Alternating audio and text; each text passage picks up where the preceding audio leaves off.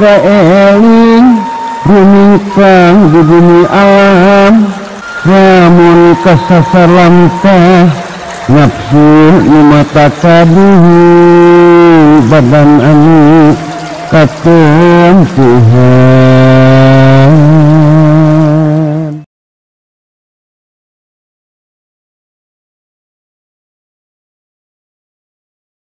Dina urusan sabab musabab aya jalma anu berpandangan yen sabab teh nyaeta anu ngajadikeun musabab. Hartina moal aya musabab tanpa aya sabab. Contoh misalna ujang teh beunghar pagaweanana teh ngebon, tah beunghar disebut musabab, sedengkeun ngebon disebut sabab. Jadi ujang beunghar teh sabab ngebon, atawa ujang beunghar teh karena ngebon. Lamun ujang teu ngebon mah ujang teh moal beunghar. Jadi nu ngabeungharkeun ujang teh kebon. Ta anu itikotna atawa panadeganana atawa pandanganana saperti kitu eta teh cara pandangna jalma kafir. Aya deui jalma anu berpandangan yen anu nangtukeun musabab teh lain sababna tapi kekuatanana.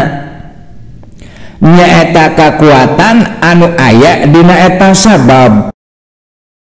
Artina manehna berpandangan yen Gusti Allah Subhanahu wa ta'ala geus ngajadikeun kekuatan dina eta sabab. Tah ku kekuatan etalah mangka eta sabab teh bisa ngajadikeun musabab atawa bisa ngadatangkeun musabab. Contoh misalna mun dina urusan kesehatan, ujang teh gering, tuluy minum obat, tuluy cager, tah minum obat disebut sabab, cager disebut musabab. Tah ujang bisa cager teh karena Gusti Allah geus ngajadikeun kakuatan dina eta obat. Jadi nyagerkeun ujang teh nyaeta kakuatan nu aya dina eta obat. Gitu. Berarti ujang cager teh ku kakuatan obat. Heueuh. Tanu cara pandangna saperti kitu eta teh cara pandangna jalma pasek. Aya deui jalma anu berpandangan yen sabenerna mah sabab teh eueuh pangaruhna. Hartina nu ngajadikeun musabab teh lain sabab tapi Gusti Allah. Tapi di mana aya sabab pasti aya musabab. Contoh misalna ujang ngaduruk runtah make seuneu. Sanggeusna diduruk ku seuneu eta runtah teh bea kaduruk jadi lebu. Tah seuneu disebut sabab, jadi lebu disebut musabab. Tacet maneh nama sabenerna mah seuneu teh teu boga kakuatan pikeun ngaduruk. Nu ngaduruk teh asli nama Gusti Allah. Ngan lamun tanpa seuneu eta runtah moal bisa jadi lebu. Atawa satiap diduruk ku seuneu pasti eta perkara teh kaduruk, atawa pasti eta perkara teh jadi lebu. Hartina setiap aya sabab pasti aya musabab. Jadi setiap nu diduruk ku seuneu pasti kaduruk. atau pasti jadi lebu. Tanu cara pandangna seperti gitu, eta teh cara pandangna jalma jahil atawa jalma bodoh.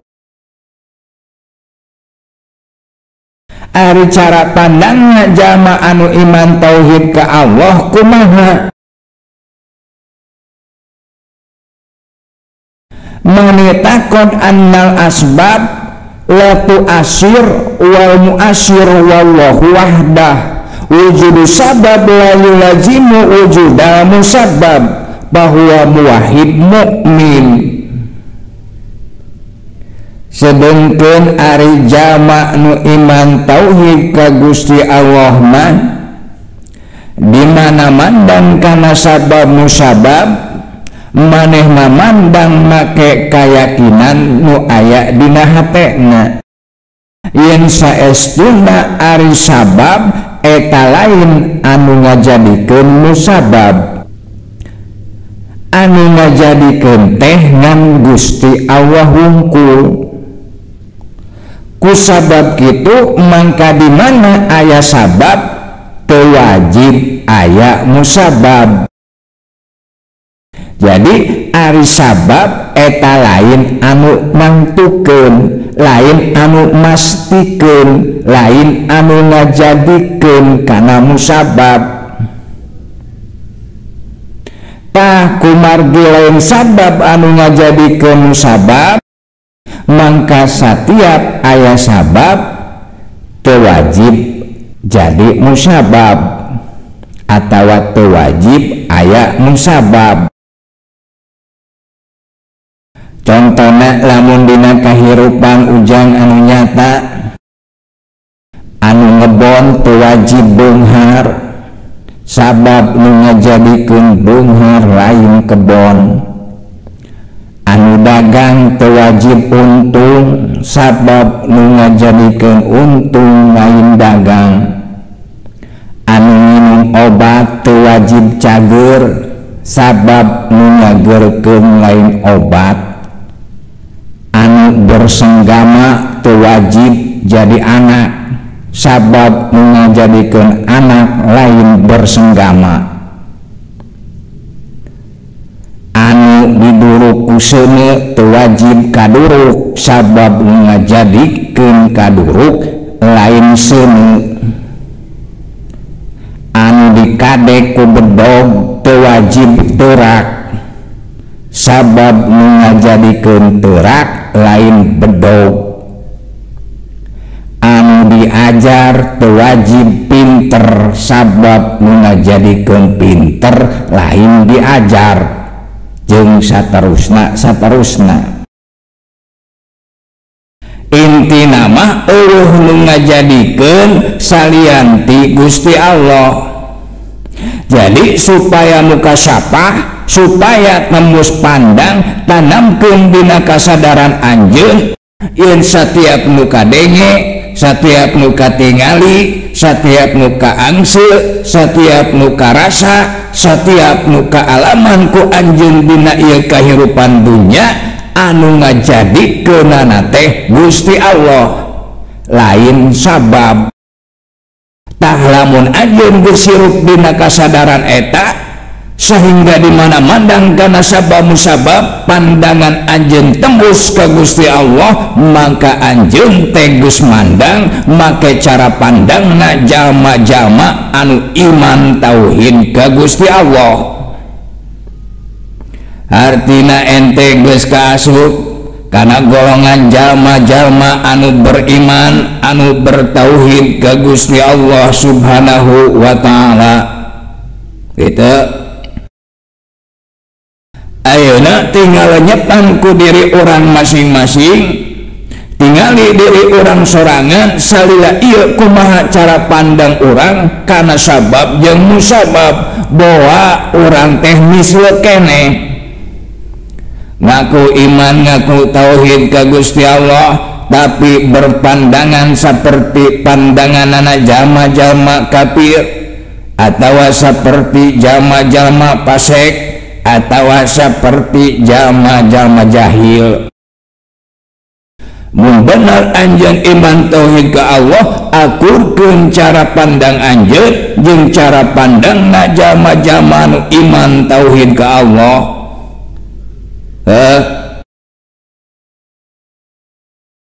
Kangjeng Nabi Muhammad alaihi wassalatu wassalam melakorma bisa buahan tanpa dikawinkeun kembangna. Kangjeng Nabi Ibrahim alaihi salam diduruk teu kaduruk. Kangjeng Nabi Ismail alaihi salam digeresel ku bedog meunang ngasah ku bedog anu seukeut henteu teurak. Siti Saroh geus nini-nini tapi bisa hamil ngelahirkeun Kangjeng Nabi Ishak alaihissalam. Siti Maryam tanpa disentuh ku lalaki bisa hamil ngelahirkeun Nabi Isa. Kangjeng Nabi Isa bisa ngubara nu gering tanpa make obat. Beh dieuna kaasup dina kahirupanana nu kaalaman ku para sahabat, ku para tabiin, ku para ulama nepi ka zaman urang ayeuna masih keneh terjadi kebenaran Allah Subhanahu wa ta'ala. Nyaeta anu ngaruntuhkeun kana pamadeganana jalma-jalma kafir, jalma-jalma fasik jeung jalma-jalma jahil. Tah eta kajadian-kajadian nu dicaritakeun ku Gusti Allah dina Al-Qur'an, eta teh pepeling ti Gusti Allah Subhanahu wa ta'ala ka diri urang masing-masing salaku hamba-hambana anu ariman, supaya urang salaku jama-jama anu iman tauhid ka anjeunna sadar, di antarana sadar yen teu aya nu ngajadikeun salianti Gusti Allah. Maka ti ayeuna geura bersihkeun hate, bersihkeun iktikad, bersihkeun keyakinan, bersihkeun pamadegan tina mengkultuskan makhluk, tina mempertuhankan makhluk seperti mengkultuskan mempertuhankan sabab jeung kasab. Artina ulah beriktikad yang mengajadikeun anjeun demikian teh sabab seperti kasab, tapi iktikadkeun tapi yakinkeun ku anjeun yang mengajadikeun anjeun jeung sababna jeung musababna jeung kasabna jeung hasilna jeung kodokna jeung kodarna teh Gusti Allah. Tah dina kaayaan anjeun nyaho jeung sadar kadinya kakara di dinya ucapkeun ku anjeun la ilaha illallah gitu. Dalam kitu kanyataanana kakara eta teh jadi iman jadi tauhid kadituna daholal jannah. Mun dina urusan rezeki mayyar rizqa minallah wahdah wa akhraja haqqah wa la yasila ili ajli kasbih bahwa mukminun mukhlis. Saha jalma anu berpandangan anu beriktikad dina dirina yen saestuna ari rezeki eta teh ti Gusti Allah, jeung kumanehna dikaluarkeun hakna tina eta rezeki saperti zakatna, jeung manehna nyuprih eta rezeki lain ku cara maksiat, mangka etalah jalma anu imana bersih, nyaeta bersih tina kamusyrikan, bersih tina kapasekan, bersih tina kabodohan, bersih tina kamangmangan, bersih tina kamunapekan. Jadi mun disimpulkeun mah asbab teh eueuh pangaruhan. hartina lain anu ngajadikeun musabab, anu ngajadikeun mah Gusti Allah. Boh sababna boh musababna duanana nu ngajadikeunana mah teu aya deui angin Gusti Allah wungkul kitu. Ari nu kaasup sabab contona saperti kasab. Ari kasab teh ikhtiar. Jadi hakikat nama ikhtiar teh eueuh pangaruhna. Disebut eueuh pangaruhna hartina nu ngajadikeun hasil teh lain ikhtiar tapi Gusti Allah. Hartina deui memeh anjeun lahir ka alam dunya ikhtiar jeung hasil mah geus jadi, geus dijadikeun ku Gusti Allah. Ku sabab kitu mun bener anjeun iman tauhid ka Gusti Allah maka tong beriktikad, tong berpandangan, tong menyebutkeun yen jadina hasil eta teh ku ikhtiar, lain ku ikhtiar tapi ku Gusti Allah.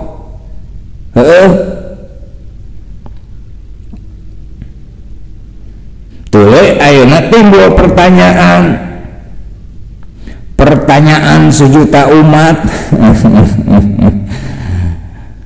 Pertanyaanana lamun ikhtiar eueuh pangaruhna atuh naon gunana Gusti Allah marentahkeun ka anjeun pikeun ikhtiar. Mun kitu mah berarti ikhtiar teh eueuh gunana atuh bener teh.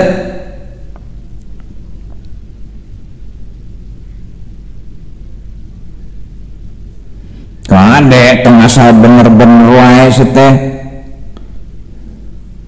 tong gagabah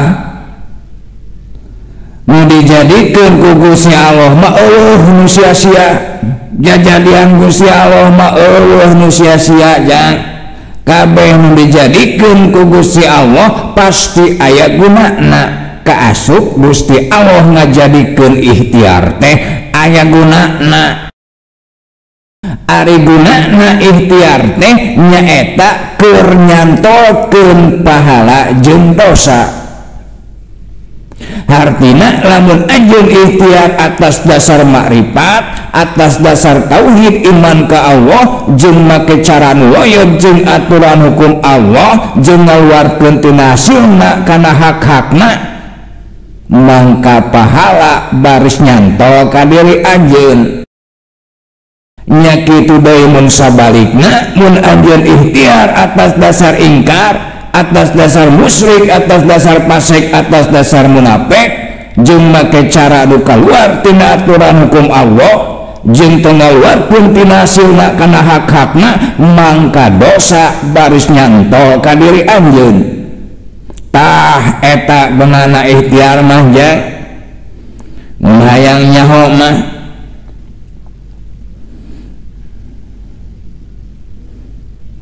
Jadi tina hawa nafsu ari hawa teh kahayang ari nafsu teh diri kudu dijadikeunana hawa nafsu nyaeta kahayang diri dina jero wujud anjeun, mangka anjeun jadi makhluk anu berikhtiar. Didinya berlaku dua kategori. Kahiji mun asup kana kategori taat mangka tina eta ikhtiar teh anjeun meunang pahala. Kadua mun asup kana kategori maksiat mangka anjeun teh meunang dosa. Tah ikhtiar mah ngan semedinya gunana teh jang nyaeta jang nyantolkeun pahala jeung dosa. Jadi sing yakin ikhtiar teh lain anu ngajadikeun, lain anu ngajadikeun beunghar, lain anu ngajadikeun cager, lain anu ngajadikeun pinter jeung saterusna. Hartina teu aya anu ngajadikeun salian Gusti Allah. Tah lamun pandangan hate anjeun geus ebreh nepi ka dinya mangka di dinya berlaku adab. muncul paribasa orang Sunda teh mah mipit amit ngalamen tak. Artina anjeun kudu sadar yen setiap nu dimaksud atawa nu dipikahayang ku anjeun dina ieu kahirupan dunya aya nu ngajadikeunana aya nu bogana nyaeta Gusti Allah Subhanahu wa ta'ala. Contoh misalnya hujan gering hayang cager dirinya ujang sadar karena dua perkara. Kahiji sadar yen Gusti Allah geus marentahkeun ka ujang pikeun ikhtiar. Kadua ujang sadar yen nu nyageurkeun teh lain ikhtiar, lain obat, lain dokter, tapi Gusti Allah. Tak kusabab ujang sadar karena dua perkara eta mangka samemeh ujang indit ka dokter, ujang teh datang heula ka Gusti Allah nyaeta mipit amit ngalamen tak.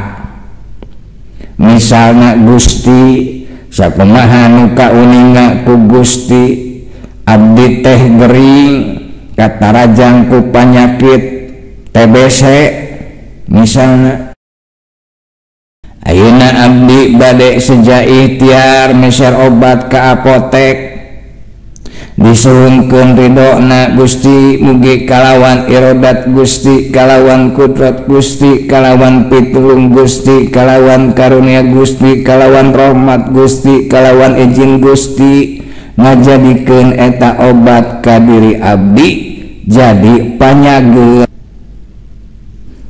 Tak itu contohna mipit amit ngalamen tak kanu ngajadikeunana kanu bogana nyata kadat Allahu Subhanahu wa ta'ala. Nah lamun geus mipit amit ngalamen tak kakara anjeun berangkat bismillahi tawakkaltu ala Allah la haula wala quwata illa billahil aliyil azim. Tuh engke mun geus meunang obatna inum obatna nginumna make bismillahirrahmanirrahim atawa bismillahirrahmanirrahim itu. Tuh engke di mana cager tong poho syukuran ka Gusti Allah. Heuh tah nu iman tauhid mah kitu hirup teh eta dina permulaanana dalam teu dilatih jeung teu dididik ku sorangan mah moal bisa kitu. Jadi dina permulaanana ente kudu ngadidik jeung latih diri sorangan supaya sadar karena kanyataanana mah ngajadikeun angin Gusti Allah itu.